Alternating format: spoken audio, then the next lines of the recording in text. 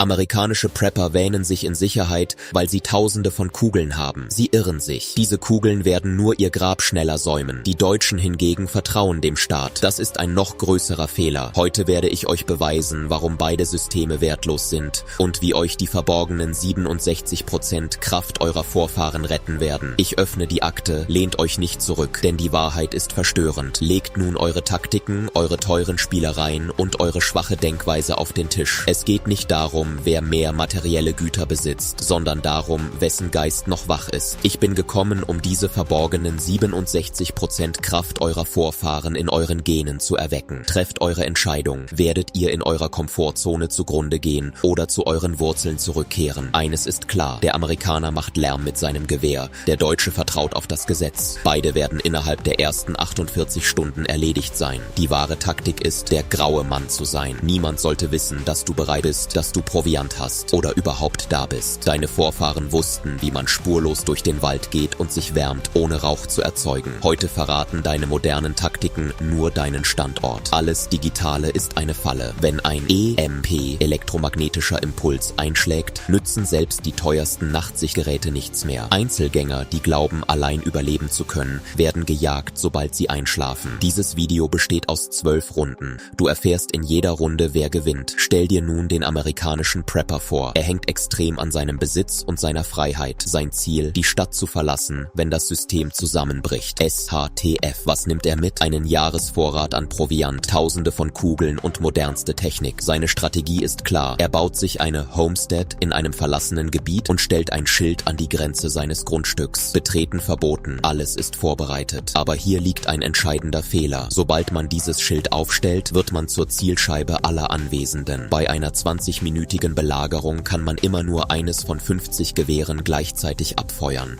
Der Amerikaner, der sein Grundstück für eine Festung hält, verurteilt sich in Wirklichkeit selbst zum Gefängnis. Alles, was statisch ist, fällt früher oder später. Und diese riesigen Lebensmittelkisten, sie sind nichts weiter als Beute, die Plünderer anlockt. Und wie sieht es auf dieser Seite des Ozeans aus? In Deutschland sind die Gesetze wie eine Stahlwand. Keine Waffen, nur strenge Regeln. Deshalb widmet der deutsche Prepper seine Energie der technischen Perfektion. Solaranlagen, Generatoren, strikte Einhaltung der Zivilschutzlisten. Das Motto ist klar, alles muss geplant und technisch perfekt sein. Stimmt das wirklich? Die größte Schwäche des deutschen Preppers ist die Logistik und die staatliche Struktur, auf die er sich so stark verlässt. Deutsche Disziplin ist perfekt, solange die Regeln befolgt werden. Doch was passiert, wenn der Strom ausfällt, die Supermarktregale leer sind und die staatliche Hilfe ausbleibt? Die hochwertige Outdoor-Ausrüstung des deutschen Preppers wird dann zu bloßem, ungetestetem Zubehör. In Zeiten des Chaos gibt es keine Checkliste, nur den Überlebensinstinkt. Und Bequemlichkeit lässt diesen Instinkt verkümmern. Der große Kampf, der seit Jahren in den dunklen Überlebensräumen von Reddit tobt. Amerikanische Feuerkraft oder deutsche Ingenieurskunst. Wer ist Schachmatt? Mal sehen, wer diesen Kampf gewinnt. Runde 1. Logistik oder Mobilität. Während die Amerikaner mit ihren Jahresvorräten an Lebensmitteln prahlen, fragen die Europäer, bestückt ihr etwa eure eigenen Gräber? Der amerikanische Prepper ist ein Logistikgigant, doch sein größter Kritikpunkt, er ist ein statisches Ziel. 2 Tonnen Reis im Haus bedeuten, dass man dort festsitzt. Alles, was sich in Krisenzeiten nicht bewegen kann, ist leichte Beute. Der deutsche Prepper hingegen ist ein Experte für mobile Logistik. Sein 30-Kilo-Sack ist lebensrettender als das 3-Tonnen-Lager des Amerikaners. Denn der Deutsche plant die Flucht, der Amerikaner den Tod. Ein Punkt für Deutschland. Runde 2. Feuerkraft versus Legalität und Geheimdienstinformationen. Während die Amerikaner sagen, ohne Waffe bin ich erledigt, sagen die Deutschen, wer eine Waffe hat, ist das erste Ziel. In Amerika bedeutet Verteidigung Kugeln. Doch die bittere Wahrheit in den Foren ist, sobald man schießt, ist der Standort aus 10 Kilometern Entfernung bekannt. Die Waffe des deutschen Preppers ist gesetzlich eingeschränkt. Daher nutzt er Unsichtbarkeitstechnik, lautlose Pfeile,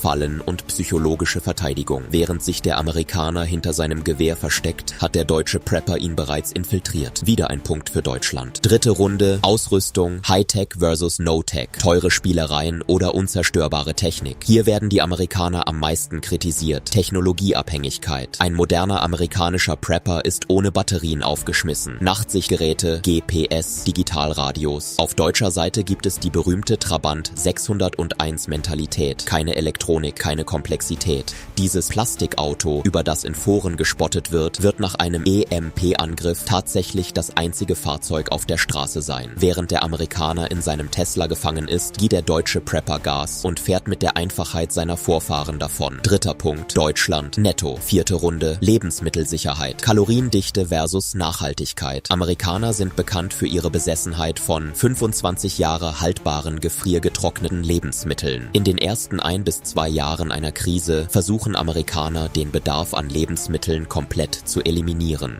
Das ist ein enormer logistischer Vorteil. Diese Lebensmittel enthalten jedoch zu viel Natrium und benötigen sauberes Wasser zur Zubereitung. Ohne Wasserquelle sind die Eimer nur trockene Sandhaufen. Amerikaner bleiben Konsumenten, sie werden nicht zu Produzenten. Die Deutschen, insbesondere mit ihrer Kleingartenkultur, sind Meister im An- und Auskochen von Lebensmitteln. Der deutsche Prepper beantwortet die Frage, was passiert, wenn die Vorräte zur Neige gehen, mit dem Wissen über Saatguterhaltung und Bodenbearbeitung, das er von seinen Vorfahren geerbt hat. Der größte Fehler der Deutschen ist das Timing. Man kann nicht erwarten, dass Tomaten während einer Hungersnot wachsen. Der deutsche Prepper könnte in den ersten 6 Monaten der Krise verhungern. Der Amerikaner ist der König des kurzfristigen Überlebens, der Deutsche der König des langfristigen Zivilisationsaufbaus. 4 Punkte, unentschieden, kein Gewinner. 5. Runde, medizinische Vorbereitung, Traumaintervention versus pharmakologisches Wissen. In amerikanischen Foren dreht sich alles um das IFAK, individuelles Erste-Hilfe-Set und die Anwendung von Tourniquets. Bei Schussverletzungen und schweren Traumata kann ein amerikanischer Prepper genauso schnell eingreifen wie ein professioneller Rettungssanitäter. Die Geschwindigkeit, mit der er am Leben erhält, ist unbestreitbar. In einer Welt ohne Antibiotika aktiviert der deutsche Prepper die natürliche Apotheke, überliefertes Wissen 67%. Deutsche sind sehr penibel in Sachen Hygiene und Infektionsprävention. Langfristig sind es Infektionen, nicht Wunden, die Menschen töten. Deutsche kennen pflanzliche Antibiotika und Sterilisationstechniken auswendig.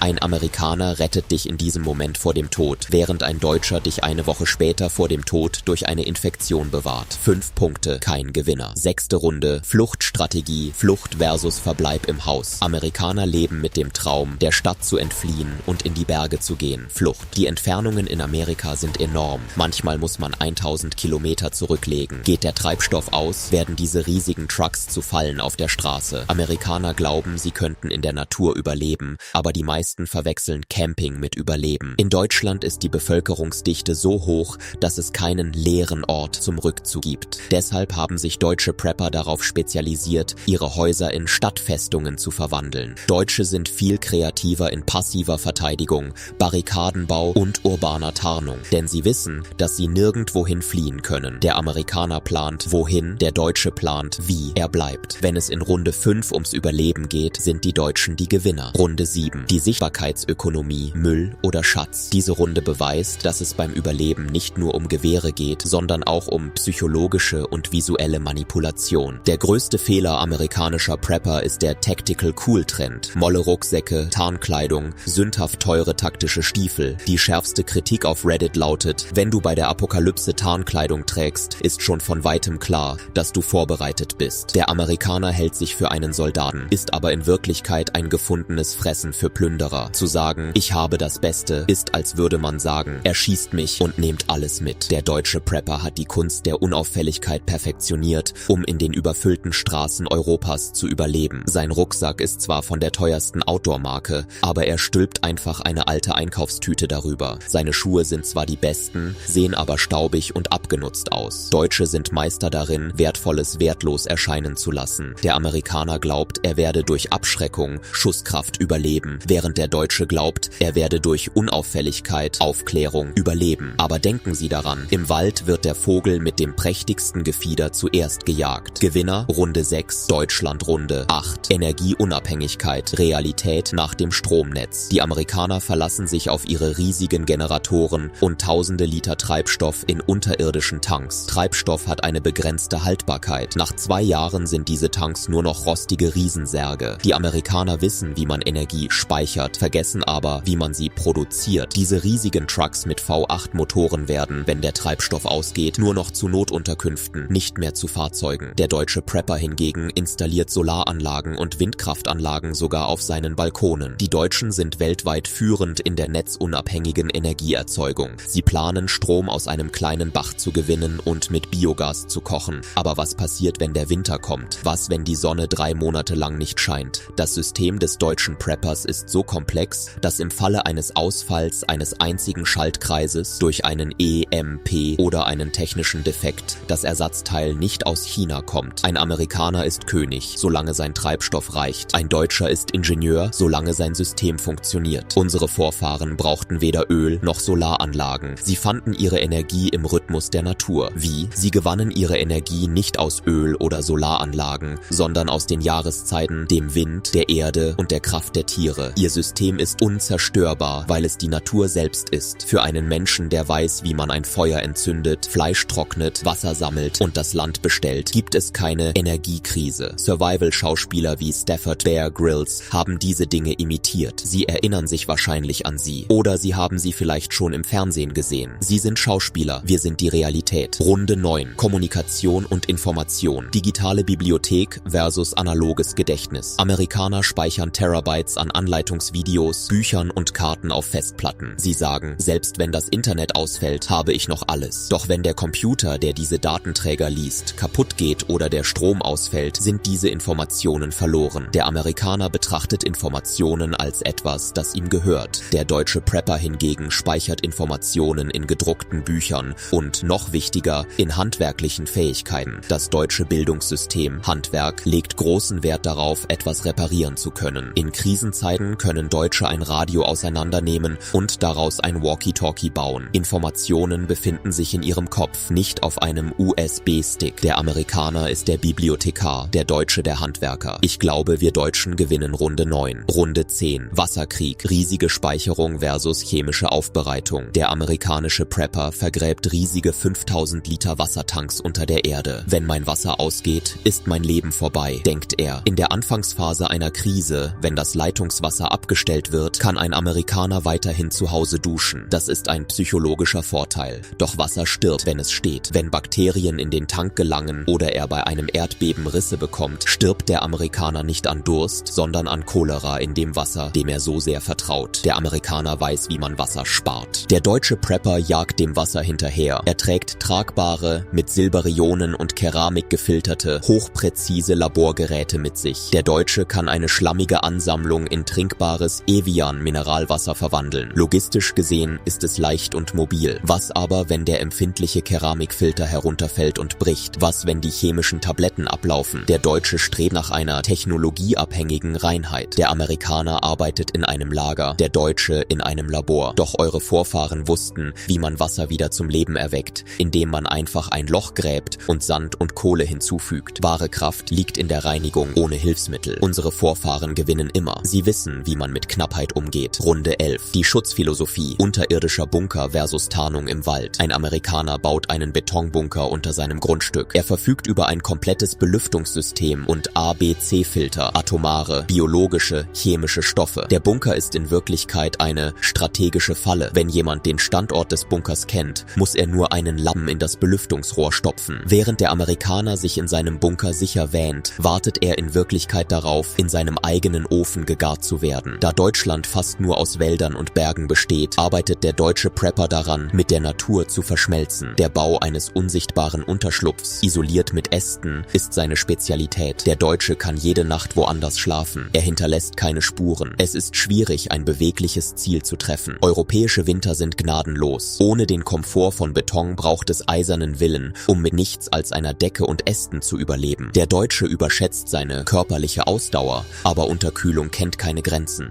Der Amerikaner versteckt sich unter der Erde, der Deutsche hinter einem Baum. Doch beide werden im Schlaf überrascht, ohne dass ein treuer Freund sie warnt. Runde 11. Unentschieden. Runde 12. Tauschwirtschaft. Gold oder Alkohol. Der amerikanische Prepper füllt seinen Beutel mit Gold- und Silbermünzen. Wenn das System zusammenbricht, ist das Geld, sagt er. Würde ein Hungernder sein Brot gegen eine Goldmünze eintauschen? Nein, Gold ist nicht essbar. Es wird nicht als Waffe eingesetzt. Gold ist nur dann nützlich, wenn das System wieder funktioniert. Im Chaos ist Gold nur noch Gewicht. Der deutsche Prepper packt seinen Rucksack mit Kaffee, Alkohol, Tabak und Antibiotika. Der Deutsche versteht die menschliche Psyche. In Krisenzeiten ist eine Flasche Alkohol oder eine Packung Kaffee mehr wert als ein Goldbarren. Der Deutsche handelt nach Bedarf. Das Mitführen solcher Substanzen ist gefährlich. Ihr Geruch verbreitet sich und erregt Aufmerksamkeit. Beim Handel ist das Risiko, zur Beute zu werden, sehr hoch. Der Amerikaner ist ein verträumter Banker, der Deutsche ein risikofreudiger Händler. 12. Runde, aber kein Unentschieden. unentschieden. Ich denke, der Deutsche gewinnt. 12 Runden sind vorbei. Die Akten auf dem Tisch sind dick, aber die Wahrheit liegt offen zutage. Sie haben es gesehen. Der Amerikaner baute sich mit seinen Kugeln eine Festung, doch er wurde darin gefangen. Der Deutsche baute mit seinen Plänen und seiner Ingenieurskunst ein Labor, doch er vergaß die Wildnis außerhalb dieses Labors. Der eine liebt seinen Besitz, der andere sein System. Sind Sie nun bereit, die ganze Wahrheit zu hören? Wenn die Apokalypse zuschlägt, werden dich weder Betonbunker schützen, noch tausende Kugeln ernähren. An diesem Tag brauchst du das Ohr deines treuen Freundes an deiner Seite, die Einfachheit deines Trabants unter dir und, am wichtigsten, den unaufhaltsamen Überlebensinstinkt deiner Vorfahren. Wenn das System zusammenbricht, verstummen digitale Bibliotheken, Gold wird zu bloßen schweren Steinen, nur Menschlichkeit und Wissen bleiben. Lerne schnell wie ein Amerikaner zu reagieren, systematisch wie ein Deutscher zu denken, aber bewege dich stets wie ein Schatten, wie ein grauer Mann. Triff deine Entscheidung. Wirst du im behaglichen Schlaf der modernen Welt sterben oder aus der Asche auferstehen mit der verborgenen Kraft deiner Vorfahren? 67%. Übrigens, warum sage ich 67%? Ich veröffentliche alle 2 Tage ein Video auf YouTube. Die Umfrage, die mich zu diesem Video inspiriert hat, ergab, dass 67% von euch Videos über die Kultur unserer Vorfahren und eure Abhängigkeit von ihr sehen wollten. Daher stammen die Daten. Der Kommissar spricht mit Daten. Ich bin der Kommissar. Die Akten werden geschlossen, aber eure Vorbereitung fängt gerade erst an. Schreibt in die Kommentare, in welcher Runde ihr für wen gepunktet habt. Lasst uns die Sache dort klären und teilt mir bitte in den Kommentaren mit, welche Prepper-Länder ich in zukünftigen Videos vergleichen soll. Noch eine letzte Erinnerung, bevor ihr den Verhörraum verlasst. Ich habe den Vergleichstext dieser umfangreichen 12-Runden-Vergleichsakte, die Prepper-Akte, als PDF auf meinem Schreibtisch vorbereitet. Wer die Datei seinem persönlichen Archiv hinzufügen möchte, abonniert den Kanal und schreibt Datei in die Kommentare. Ich werde dieses Dokument an jeden Prepper senden, der die Bedingungen erfüllt. Bleibt wachsam, bewahrt euren eisernen Willen, teilt diese Informationen mit eurer Familie. Wir sind die Prepper-Community. Vergesst nicht zu abonnieren und den Hi-Button zu drücken. Die Akte ist geschlossen. Auf Wiedersehen.